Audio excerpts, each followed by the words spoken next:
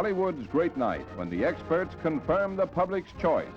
As, for example, Three Coins in the Fountain, which is awarded 2 Oscars by the Academicians to prove the public discerning, having flocked to this 20th Century Fox film by the millions, as they did to Broken Lance, another 20th Century Fox Oscar winner.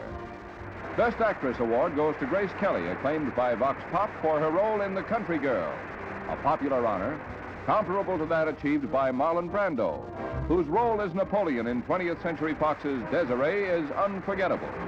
But the Oscar he now gets from Bette Davis is for his waterfront portrayal.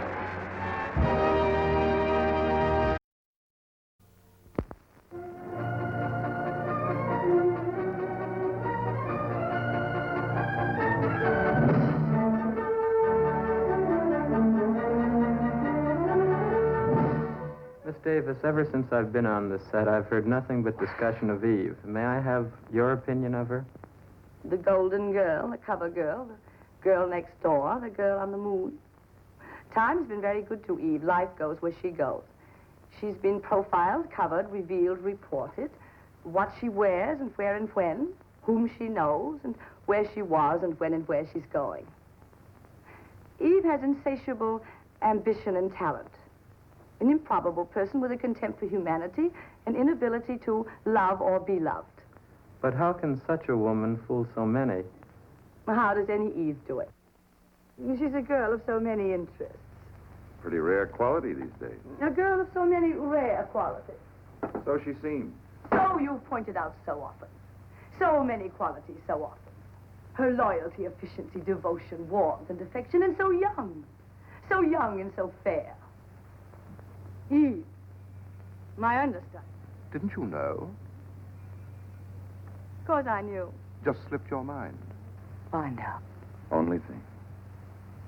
What I go after, I want to go after. I don't want it to come after me. Don't get up. And please stop acting as if I were the Queen Mother. I'm sorry, I didn't mean... Outside of a beehive, Margot, your behavior would hardly be considered either queenly or motherly. You're in a beehive, pal, didn't you know? We're all busy little bees, full of stings, making honey day and night. Aren't we, honey? Very touching, very Academy of Dramatic Arts. That bitter cynicism of yours is something you've acquired since you left Radcliffe. That cynicism you refer to, I acquired the day I discovered I was different from little boys. Come on, get up. I'll buy you a drink. I'll admit I may have seen better days, but I'm still not to be had for the price of a cocktail. Like a salted peanut. What's so funny? Nothing. Nothing. Everything. Everything's so funny.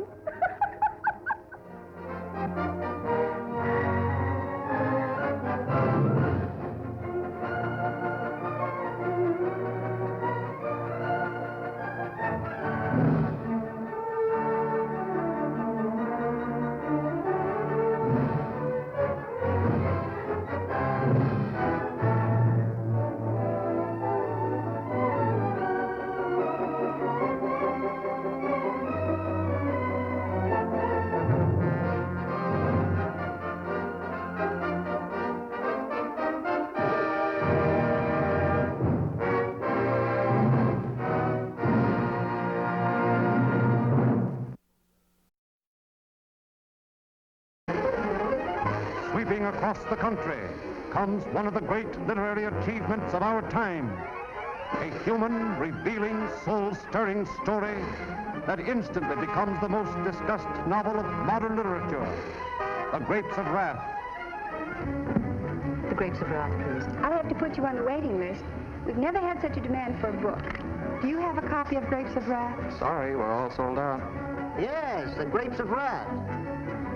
Well, send me as many copies as you can. I can't supply the demand. The Grapes of Wrath. The Grapes of Wrath. The Grapes of Wrath. The Grapes of Wrath. The Grapes of Wrath. The Grapes of Wrath. The Grapes of Wrath. As sales skyrocket, The Grapes of Wrath becomes the book of the nation. Everyone, everywhere, joins in the discussion of its vital problems. Due to this unprecedented popularity, producers vie for the motion picture rights. And finally, 20th Century Fox announces the purchase of the book and plans for its immediate production. A storm of discussion arouses the nation. Speculation and rumor are rife to the effect that no producer will venture to film this great dramatic masterpiece of human hearts. Darrell F. Zanuck, production head of 20th Century Fox Studios, emphatically announces that The Grapes of Wrath will be made. All of the resources of this vast studio are marshaled for the production. John Ford, Academy Award winner, is given the directorial assignment. The cast is carefully chosen to make John Steinbeck's unforgettable characters come to life. Tom Joad is played by Henry Fonda. Maud Joad is played by Jane Darwell. Casey is played by John Carradine. Grandpa is played by Charlie Greatwin. Rosa Sharon is played by Doris Bowden. Paul Joad is played by Russell Simpson.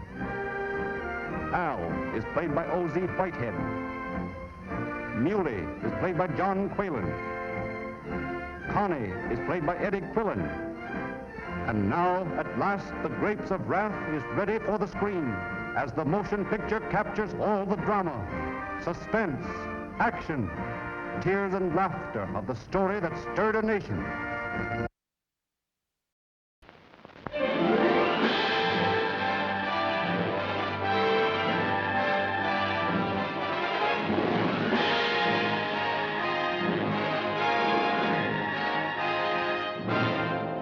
Even before this appeared, 20th Century Fox had bought this story and made elaborate plans for it.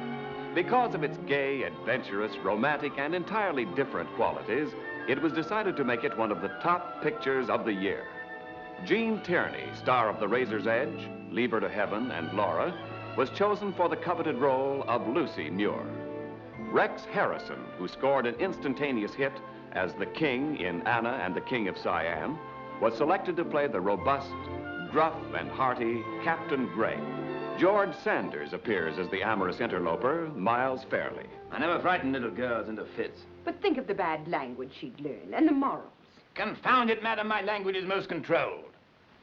And as for me morals, I lived a man's life, and I'm not ashamed of it.